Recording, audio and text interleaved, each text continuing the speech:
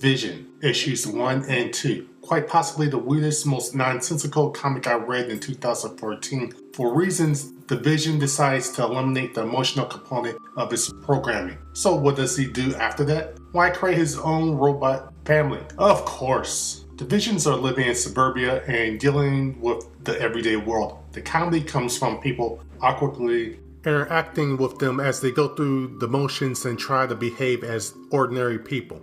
The drama also comes from these awkward interactions, the occasional supervillain attack, and the fact that while none of them should have human emotions, it's obvious that they do. Writing and art-wise, I don't know anything about this creative team. Writer Tom King's work here is subtle at times and also at times a bit off-kilter. Plus, the story threads he introduces is enough to keep me interested for the next couple of issues. Artist Gabriel Hernandez Walta's art reminds me of a slightly looser John Romita Jr. It's less blocky and angular. The colors are by Jordi Belair and they seem to be a bit muted, but it actually fits the understated tone of this series.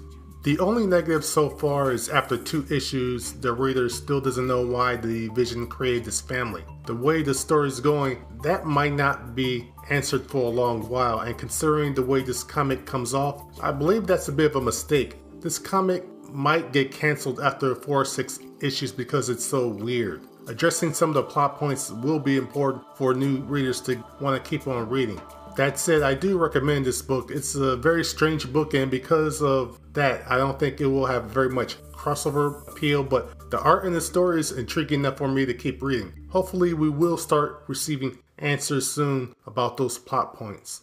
Next, Harley's Little Black Book. It's a one-shot. The year of Harley continues. The issue opens with Harley and her gang of Harleys busting up some type of trafficking ring, during which we finally see Harley come out of the closet of being a Wonder Woman fangirl. We get a flashback of Harley as a kid and how Wonder Woman inspired her to stand up for herself. Just not the way her parents wanted to. Well, in the present time, Diana's visiting London and a local gang is planning to kill her. Harley visits her at her apartment and yada yada, a bush of roses, the London Legion of Superheroes, a missile launcher layer. We have quite possibly the oddest and most slapstick team-up of the year.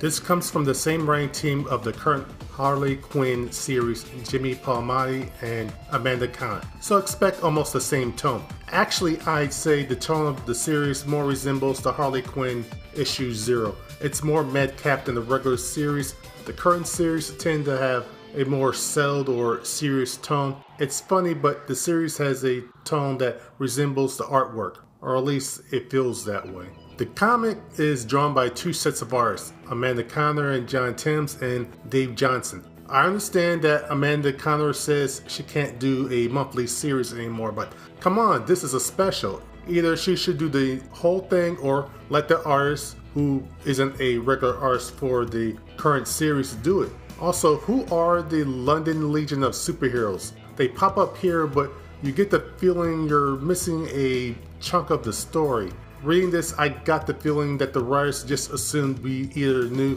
who they were or, it doesn't matter, just roll with it. That said, if you like issue 0, then this is more like that. Also, Amanda Conner does illustrate about half of the pages. Unlike in other comics when multiple artists draw the same issue, you don't notice the differing styles as much here. If the regular series had this pacing and level of comedy, I probably would have liked it better, even though I already like the series as is. So yeah, I do recommend this. With the exception of a scene or a comment here or there, this is mostly all ages, so give it a read. And finally, Hellcat #1. Hey, did you like the Unbeatable Squirrel Girl? If not, skip. If so, then let's continue. You know how it takes some comics more than an issue to give a character's origin or backstory? This issue does that in less than a page. We get an idea of Patsy Walker's beginnings, her powers, and what she's been up to recently. And then we just hit the ground running with the story. It is interesting that the recent incarnations of Patsy Walker Hellcat are more comedic, considering about 10 or so years ago, she was known as more of a dark character, or at least the stories that I read of her. The story begins with Patsy planning on starting a superhuman temp agency. That actually makes sense. Why hasn't this concept ever happened before? Well, anyway, we then flash back to Patsy confronting and then bonding with a failed and beginning supervillain. From then on, the story becomes more of a superpowered slice of life story. The recent Batgirl, Squirrel Girl, and Hellcat comics are similar in that they're more fun and comedic. Of the three, Batgirl is the most serious and Squirrel Girl is more slapstick. One thing I did notice though is all three have a similar artistic and comedic style. You can tell the difference, but the creators have to make sure that they keep them a bit different, otherwise they'll split the consumer base that they're aiming for.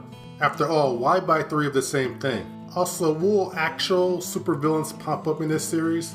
Will every encounter be handled comedically, or will some dramatic tension pop up in it as well?